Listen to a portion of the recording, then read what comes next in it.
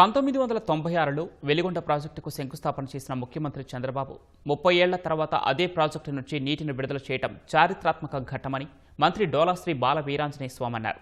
ఈ నెల 31న వెలిగొండకు నీరు విడుదల చేస్తామన్నారు.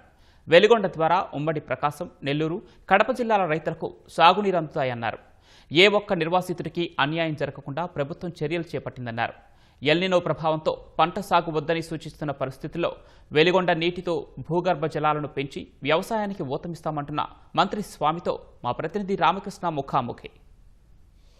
3 దశాబ్దాల కళ, ఎన్నో ఏళ్ల నిరీక్షణ. ఈ నెల చివరాఖరికైతే ఆశగా ఎదురు చూస్తున్న ఆ కళ్ళకి ఆ జలకళ చూడబడడానికి అయితే మాత్రం సిద్ధమవుతా ఉన్నాయి. ఉమ్మడి ప్రకాశం జిల్లాకి వరప్రధానిగా ఉన్నటువంటి వెలిగొండ ప్రాజెక్ట్ సీఎం చంద్రబాబు నెల చివరాఖరికి అయితే మించనున్నారు. ప్రాజెక్టు వివరాలు అలాగే సభకు సంబంధించినటువంటి పూర్తి వివరాలు మనకు అందించడానికి మంత్రి డోలా శ్రీ బాలవీరాంజనేయ స్వామి గారు ఉన్నారు. ఒకసారి మాట్లాడదాం. ఎన్నో ఏళ్లుగా ఎదురు చూస్తున్నటువంటి పోల సుబ్బయ్య వెలిగొండ ప్రాజెక్టు ఈ కూటమి ప్రభుత్వం ఆధ్వర్యంలోనే నీరు విడుదల చేయడానికి సిద్ధంగా ఉన్నారు.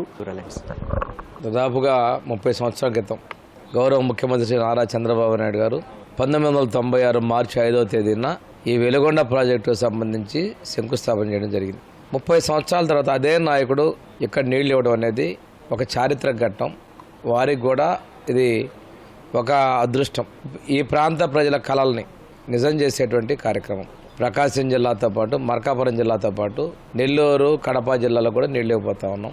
ప్రతి ఇంటి నుంచి రావాలి, ప్రతి రైతు, ప్రతి మహిళ, ప్రతి విద్యార్థితో సహా ఈ ప్రాజెక్టు జరిగేటువంటి ఒక వేడుకలో ఈ పండగ వాతావరణంలో పాల్గొనాలని చెప్పేసి ఉత్సాహంగా ఉన్నారు. మా ప్రభుత్వం వచ్చిన తర్వాత గత ప్రభుత్వం పెట్టే కాంట్రాక్టర్ బకాయిలు చెల్లించుకుంటూ ప్రాజెక్టు టెండర్స్ మొత్తాన్ని పూర్తి చేస్తూ టీబీఎం మిషన్ కూడా బయటకు తీసుకొచ్చి R&R ప్యాకేజీని కూడా ఈరోజు 768 కోట్ల రూపాయలు పేమెంట్ చేయడం జరిగింది. మిగిలినవి కూడా చేస్తున్నాం. ఇది ఆగస్టు 31 సోమవారం రోజు ముఖ్యమంత్రి గారి చేతుల మీదుగా నీటిని విడుదల నల్లమల సాగర్లోకి విడుదల చేయడం జరుగుతూ ఉందండి. ఎల్నినో ఉంది. దేశంలో అన్ని చోట్ల పంటల్ని వేసుకోవద్దని చెప్తున్నారు. మనం కూడా పంటలు వద్దని చెప్తున్నాం. అలాంటి పరిస్థితుల్లో ఇంత కరువు కాటకాల్లో చొక్క నీళ్లు కూడా ఈ ప్రదేశంలో వాళ్ళు మనకు అందే పరిస్థితి లేని ప్రాంతాల్లో ఇస్తున్నారంటే ప్రతి ఒక్కరు కూడా స్వాగతించాలి, ధన్యవాదాలు తెలియజేసే పరిస్థితి.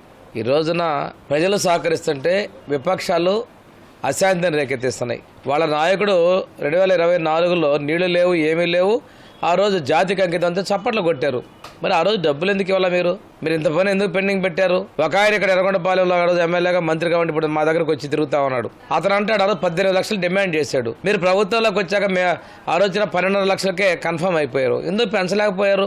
రాజకీయాలు చేయొద్దు. వెనుకబడిన ఈ ప్రాంతంలో జిల్లా కోసం ఆ రోజు నలుగురు మీరు ఎమ్మెల్యేలుగా ఉండి ఒక్కరి జిల్లా అడగలేకపోయారు. మేము జిల్లా ఇవ్వడం జరిగింది. ఈరోజు వెలిగొండ నీళ్ళు ఇస్తున్నాం.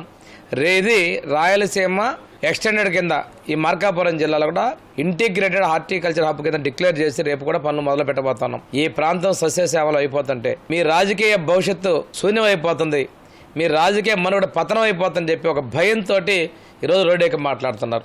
నేను ఇక్కడ ఉన్నటువంటి ముంపు గ్రామాల ప్రజలకి ముఖ్యంగా చేతులెత్తి నమస్కారం చెప్తున్నా. వాళ్ళకి ఎంతో అనుబంధం ఉన్నటువంటి ప్రాంతాల నుంచి త్యాగం చేసుకుంటూ ఈరోజు ఈ ప్రాంతంలోకి వాళ్ళు బయటకు వచ్చేసి ఈ ప్రాంతంలో నీళ్లు నింపుతున్నారంటే వాళ్ళ త్యాగాన్ని కూడా మనం వెలకట్లండి. అలాగే ఎప్పుడూ లేని విధంగా ఇప్పుడు ప్యాకేజీ వచ్చినా కానీ రాకపోయినా కానీ చాలామంది కూడా ఇతర ప్రాంతాలకి నీళ్ళు అందిస్తున్నాం, సాగునీరు అందిస్తున్నాం అన్న ఆనందం వారిలో వ్యక్తం అవుతూ ఉంది. అలాగే ఉదయం నుంచి కూడా అన్ని సామాన్లు సర్దుకుని బయటకు వచ్చేస్తూ ఉన్నారు. అంటే ప్రభుత్వానికి మద్దతు నిలుస్తున్నారు. అదేవిధంగా తమ నుంచి కూడా కొంత సపోర్ట్ కూడా ఇస్తున్నారు. ఎలా ఉంది సార్? ఇక్కడ మా అధికారులు కూడా అభినందించాలి. పునరావాస కాలనీలో మనం ఏర్పాటు చేసిన వసతులతో మీరు అందరూ కూడా సహకరించమంటే వాళ్ళందరూ సహకరించి ముందుకు వస్తున్నారు. ఒక నెల రోజుల్లో 768 కోట్ల రూపాయలని R&R ప్యాకేజీ కూడా మేము ఇస్తే వాళ్ళు ఊహించాల వైసీపీ వాళ్ళు ఇంకా అయిపోయింది, మా రాజకీయ జీవితం భూస్థాపితం అవుతుందని చెప్పేసి రోడ్డు ఎక్కుతున్నారు, రెచ్చగొడుతున్నారు. చట్ట ప్రకారంగా మనం అవార్డు ప్రకటించిన దాని ప్రకారం R&R ప్యాకేజీ మనం ఉపయోగం చేస్తున్నాం. గ్రీవెన్సెస్ ఎన్ని వచ్చినా అడ్రస్ చేసి మేము ఏ ఒక్క రైతు కూడా నష్టపోకుండా పొరపాటు ఎక్కడన్నా మిస్ అయినా చేసేదానికి మా ప్రభుత్వం సిద్ధంగా ఉంది. మిగిలిన వాళ్ళందరికీ కూడా తొందరలోనే అమౌంట్ పే చేయగలను. మనం కూడా ఏంటంటే అప్లోడ్ చేసుకున్నటువంటి క్లియర్ చేసుకొస్తున్నాం. తప్పనిసరిగా 31వ తేదీన మనం నీటిని విడుదల చేస్తున్నాం అండి. అదేవిధంగా సభ కూడా సీఎం చంద్రబాబు గారు ఇక్కడికి వస్తారు.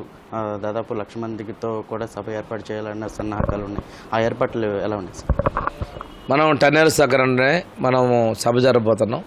ప్రజలందరూ కూడా పెద్ద ఎత్తున పాల్గొంటున్నారు. ప్రజలు మేము నాయకులు అనుకున్న దానికన్నా కూడా ఊహించిన దానికి రెట్టింపులో ప్రజలు వచ్చేటువంటి ఉన్నాయి.